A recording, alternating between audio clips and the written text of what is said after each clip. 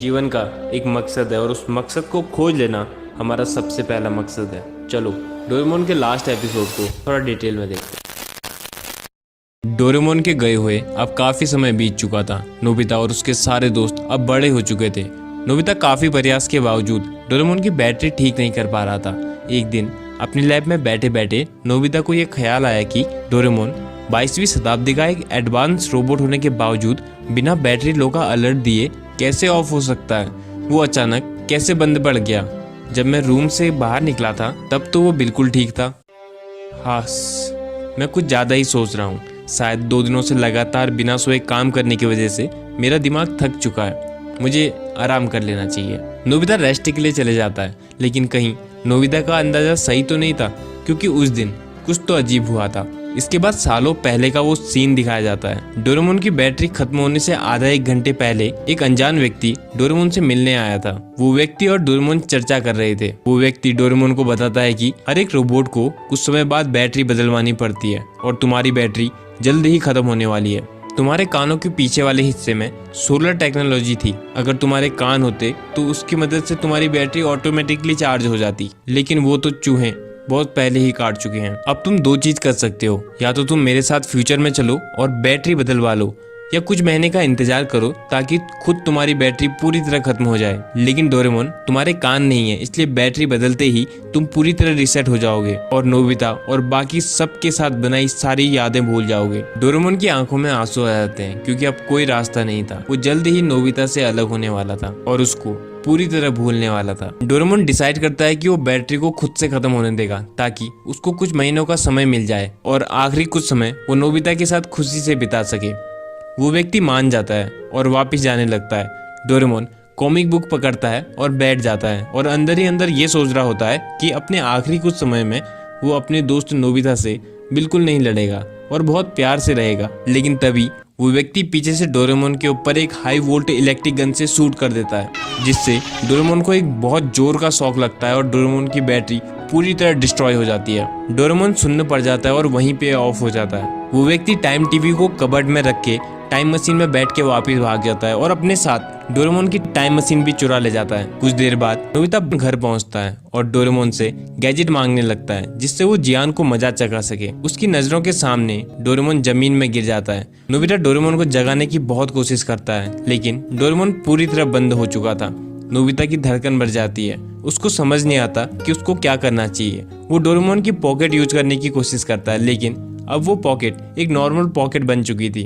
Nobita अलमारी खोलता है ताकि उसको कोई गैजेट मिल जाए जिससे वो डोरेमोन को ठीक कर सके। वहाँ उसको टाइम टीवी मिलती है, जिसको ओपन करते ही वो डोरामी से कनेक्ट हो जाता है। डोरामी से नोबिता को पता चलता है कि डोरेमोन की बैटरी खत्म हो चुकी है। अब वो पूरी तरह बंद हो चुका है। नोबिता फ्यूचर में जाने की कोशिश करता है, लेकिन टाइम मशीन वहाँ नहीं होती। डोरामी नोबिता को बताती है कि तुम फ्यूचर में या मैं पास्ट में नहीं आ सकती, क्योंकि 22वीं शताब्दी के रोबोट के चले जाने के बाद या खराब हो जाने के बाद हम पास्ट या फ्यूचर में छेड़खानी नहीं कर सकते। ये टाइम पेट्रोल्स के रूल्स के खिलाफ है।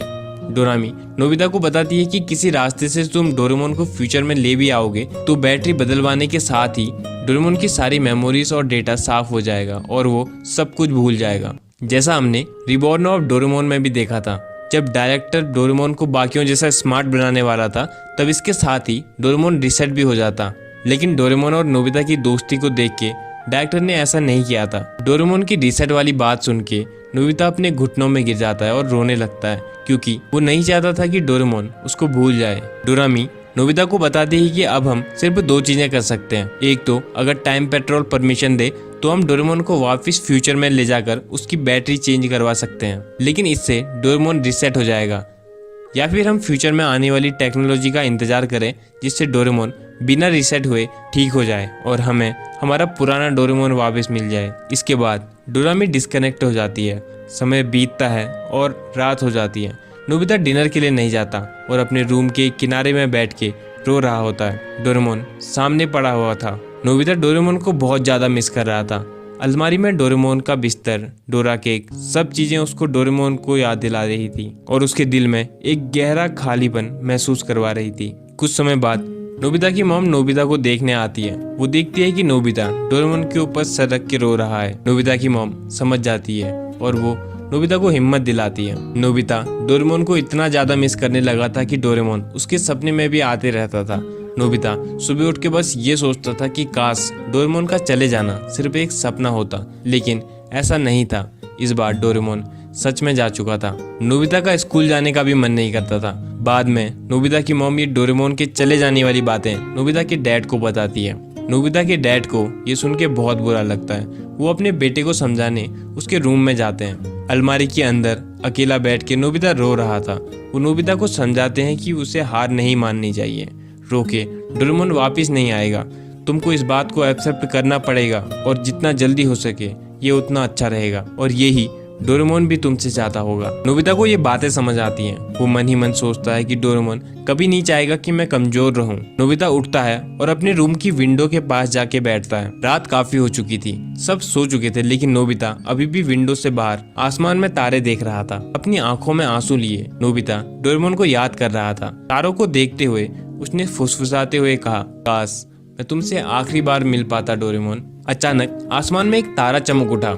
नोबिता को ऐसा लगा जैसे आसमान उसके सवालों का जवाब दे रहा हो। उस टूटते हुए चमकते तारे को देख के नोबिता ने विश मांगी कि डोरेमोन मैं तुमको आखिरी बार मिलना चाहता हूँ, भले ही सिर्फ एक पल के लिए। वो टूटा हुआ चमकता तारा नोबिता की घर की ओर तेजी से बढ़ता है और उसकी खिड़की से अंदर घुस जाता है। वो इतना तेज चमकता है कि नोबिता को कुछ दिखाई नहीं देता, और जैसे ही चमक कम होती है नोबिता देखता है उसके सामने नीले रंग की डोरेमोन की छाया थी। ये डोरेमोन के एक गैजेट का असर था। ये एक होलोग्राफिक प्रोजेक्शन था जो कि डोरेमोन ने जाने से पहले उस अनजान व्यक्ति के साथ मिलकर अपने दोस्त नोबिता के लिए छोड़ा था। ये देख के नोबिता खुशी और उदासी के मिश्रण से भर गया। डोरेमोन ने होलोग्राफिक रूप से नोबिता से बात करी। डोरेमोन ने हल्का मुस्कुराते हुए नोबिता से कहा, नोबिता मैं भले ही भौतिक रूप से तुम्हारे पास नहीं हूँ, लेकिन मैं हमेशा तुम्हारे दिल में और यादों का हिस्सा रहूंगा। हमने जो भी प्यार भरे खट्टे मीठे पल एक साथ गुजारे हैं उनको याद करो और खुश हो जाओ कि हमें इतना खूबसूरत समय बिताने का मौका मिला। वो दोस्ती कभी खत्म नहीं होगी। डोरेमोन ने बहुत सारे पलों को याद दिलाया